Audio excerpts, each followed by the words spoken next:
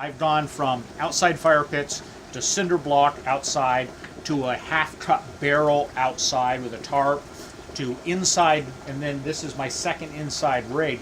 So there are just as many sugar makers and hobbyists at the small scale that are also doing it as a hobby and as a backyard appreciation.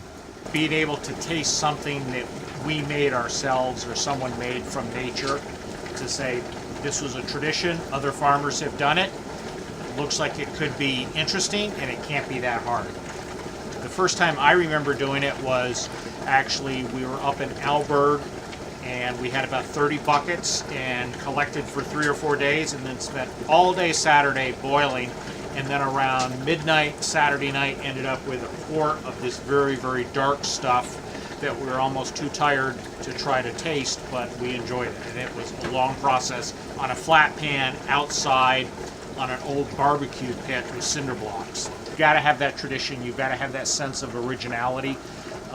If it's beekeeping, apples, dairy, anything to appreciate where you came from, how it was originally done. That's why we still use buckets and do it the way the traditional sense of maple syrup was.